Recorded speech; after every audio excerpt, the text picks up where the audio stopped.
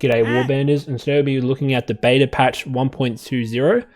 And I normally don't do videos like this because they usually flop, but I really wanted to make this video because this is one of the biggest updates in Bannerlord's history. Over, was it 3 years of development, I believe? I'm not sure.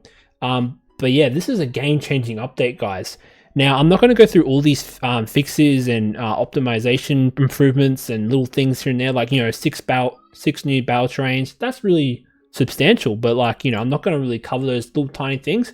But we'll get into the first point, which I'm really excited about for the beta coming into the normal branch, is the weather and weather effects. So we don't even have any, we're only having any weather in, you know, Warband or Bannerlord. You know, it's just, you know, we need this. We need weather, and I just feel like this is going to add a lot of dynamic stuff to the battles. It's going to make it way more.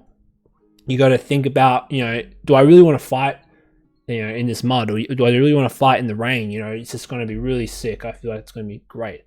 And now into another point I was really interested in is the formation targeting. Now we as Malblade fans have been wanting this for a long time, where we want to target specific formation targets instead of just like everyone attacking whatever they want. And this is going to allow for more strategic combat, I believe. And you know, it's going to be great. Like, it just changes the game fundamentally, because now you're not going to sit there and, you know, just have everyone target everything. You're going to actually target individual formations, and that's awesome. And another point is the auto battle calculation system. Now, I think it's better than Warbands, that's for sure.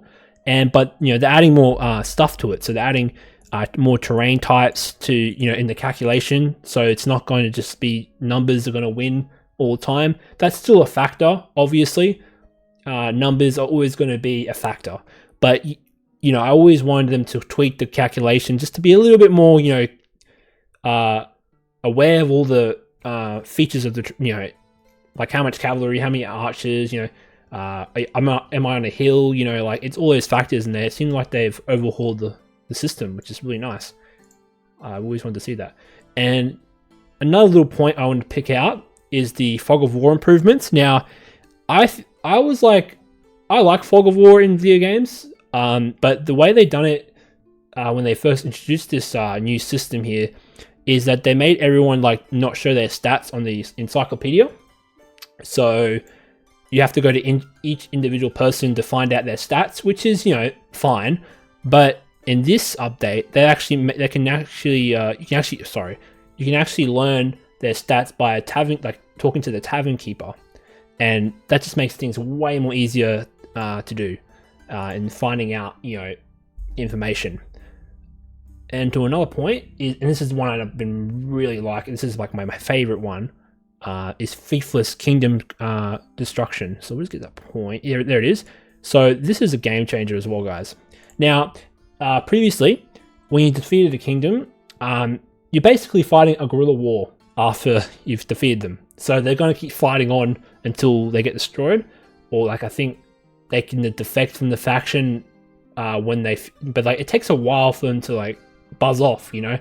But you're going to have this like guerrilla war. I actually like that factor of the game, where like you defeated this faction, right? But like you had to fight this protracted war against these like little parties that are running around your territory. But in this update, they've actually, you know, the kingdoms will actually lose, you know, everything. They'll get destroyed, and they either join other factions, or, you know, wither away, it says here. So I feel like that's a great quality of life feature. I saw a lot of people, you know, complaining about this, but you know, it's awesome. Like, you know, this is a great feature. We've all wanted this, and Tailwards has really stepped up the game here. Like, you know, we've been waiting for this in, you know, 3 years now. How long since release? I don't know, but this was sorely needed. And now onto another point, which is going to please the trade people, or like people who really love trade in this game, is the warehouses. So you're going to be able to use warehouses to store your raw resources. You're going to just have more control basically over the workshops, so that, you know, you can collect processed goods from them. You can put raw materials in there. You know, it's going to open up the trade game instead of just like a passive income thing where you just sit there and your money goes up. Instead, you're going to have to actually work for it and have these warehouses and all that. You know, I haven't actually tested this yet, guys. This is just my first look at the changes, it's looking good. And yeah, I'm not really a trade guy, but I can see this is going to be a great feature for those that are into the, trading only for their, trading for their income, not just fighting. You can actually do like these full-on trade stuff with the warehouses, which is going to be great. And now onto the final point. Look, guys, I'm not going to look through all these little things and go, oh, this is great, because all these changes are relatively great. I've read through all of them, but I'm just picking out the good ones.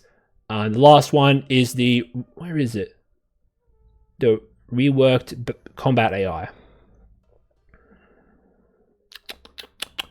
There we go. So, one thing I hate about Bannerlord is that everyone blobs. Like, they've improved it since launch, but the AI doesn't have like a sense of, they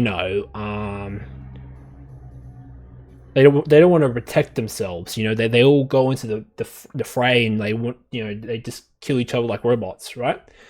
And now they've overhauled the AI, it seems, and they make them less reckless and increases the duration of combat. Now I feel like the battles in Bannerlord are way too quick. Like they're quicker than warband. Like they're way too quick, and they're trying to make the battles more drawn out, which I really like that idea.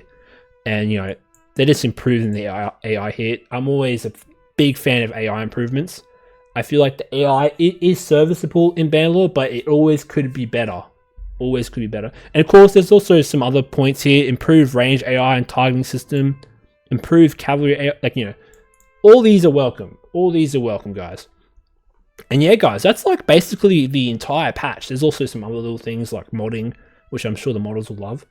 But yeah, all the Doomsayers about Bannerlord, man, like, back the fuck off. This is substantial. You can't really say anything bad about this.